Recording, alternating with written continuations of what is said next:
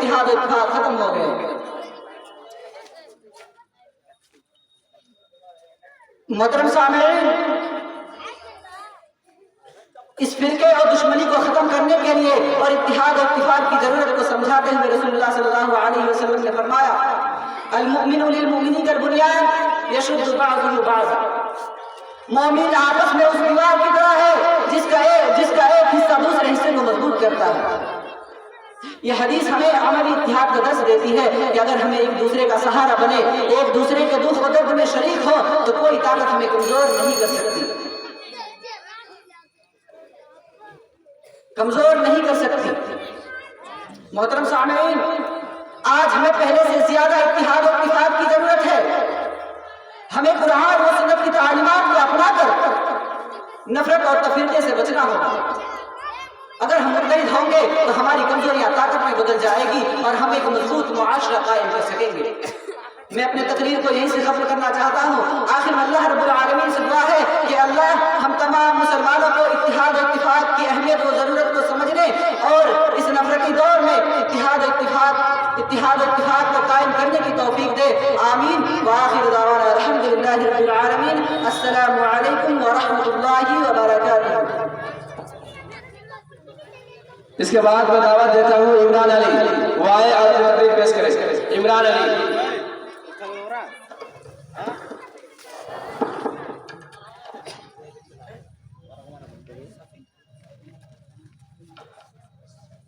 السلام علیکم ورحمۃ اللہ۔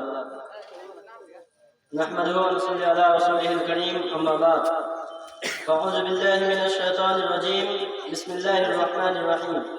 واعتصموا بحبل اللہ جميعا ولا تفرقوا واذكروا نعمة الله عليكم إذ كنتم أعداء فألف بين قلوبكم فأصبحتم بنعمته إخوانا۔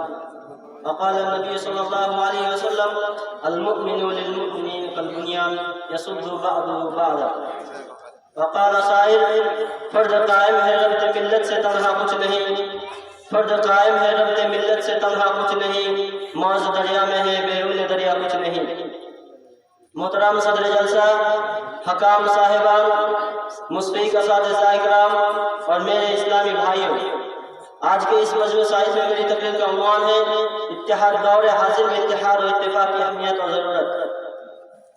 محترم حضرات، آپ کو پتہ ہے اتحاد و اتفاق کیا ہے؟ اتحاد و اتفاق کا معنی کیا ہے؟ اتحاد و اتفاق کا معنی ہے ایک ہو جانا، کندھے سے کندھے ملا کر چلنا۔ اس میں کوئی دو رائے نہیں کہ مسلمانوں امت مسلمہ کی بقا اور ان کی ملی وجود کا تمام تر دار و مدار اتحاد و اتفاق پر ہے۔ تاریخ ہمیں بتاتی ہے کہ مسلمانوں کے عروج کا اصلی دور وہی تھا جب مسلمان متحد اور سیسہ پلائی ہوئی دیوار کے مانند تھے۔ جیسے جنگ بدر میں مسلمانوں کی تعداد 313 اور کافروں کی تعداد 1000، پھر بھی کافروں کو شکست کی راہ دیکھنی پڑی۔ کیوں؟ کیونکہ مسلمان متحد تھے، مسلمانوں کے اندر اتحاد اور اتفاق تھا۔ قرآن میں بھی ہے کہ مسلمانوں تم سب آپس میں اتحاد و اتفاق پیدا کرو اور اللہ کی رسی کو مضبوطی سے تھام لو۔ جیسے کہ ارشاد باری تعالیٰ ہے وَاعْتَصِمُوا بِحَبْلِ اللَّهِ جَمِيعًا وَلَا تَفَرَّقُوا وَاذْكُرُوا نِعْمَةَ اللَّهِ عَلَيْكُمْ إِذْ كُنتُمْ أَعْدَاءً فَأَلَّفَ بَيْنَ قُلُوبِكُمْ فَأَصْبَحْتُمْ بِنِعْمَتِهِ إِخْوَانًا۔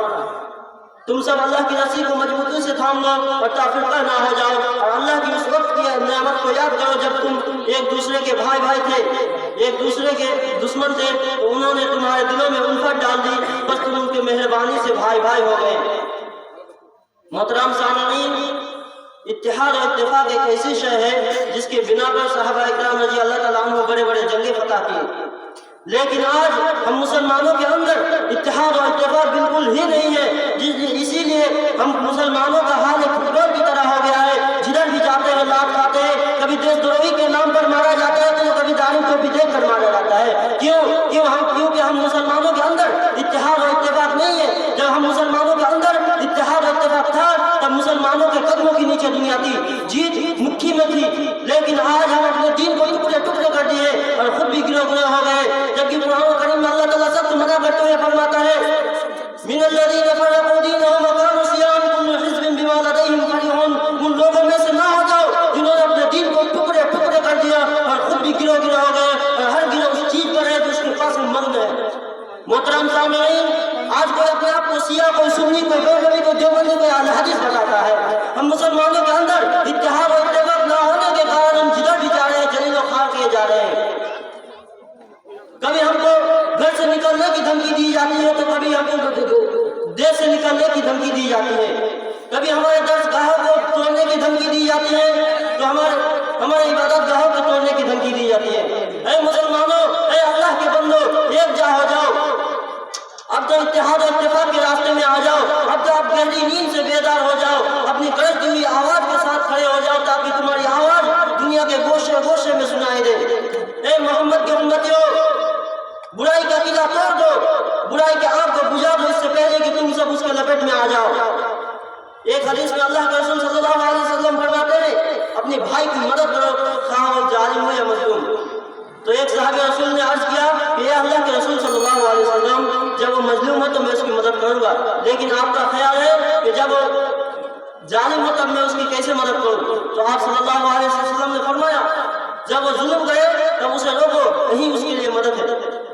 लेकिन आज हम मुसलमान, जिसके पास दौलत है, जिसके पास कुव्वत है, जिसके पास शोहरत है, वो अपने लाचार गरीब मुसलमान भाइयों पर जुल्म करता है, छोटे छोटे इख्तिलाफों को बुनियादें बनाकर बैठे हैं। जबकि एक हदीस में अल्लाह के रसूल सल्लल्लाहु अलैहि वसल्लम फरमाते हैं, अल-मुमिनु लिल-मुमिनीन कल-बुनियान यसुद्दु बअदुहु बअदा। मोमिन आपस में उस दीवार की तरह है जिसका एक हिस्सा दूसरे हिस्से को मजबूत करता है। लेकिन अफसोस, आज मुसलमान मुंतशिर होकर रह गए हैं। इत्तेहाद और इत्तेफाक की कमी है कि हम मुसलमान शहंशाहों के गिरेबानों से खेलने वाले आज खुद अपने गिरेबानों के तार बेच रहे हैं। इसीलिए जरूरत आज इस बात की है कि हम सबको अल्लाह ताला इत्तेहाद और इत्तेफाक। ওয়ালাইকুম আসসালাম ওয়া রাহমাতুল্লাহ। এখন সব ছাত্র জানাজায় শরীক হয়ে যাবা, আর জানাজার পরে পরেই আবার আমাদের এই বক্তব্যর প্রতিযোগিতা শুরু হয়ে যাবে।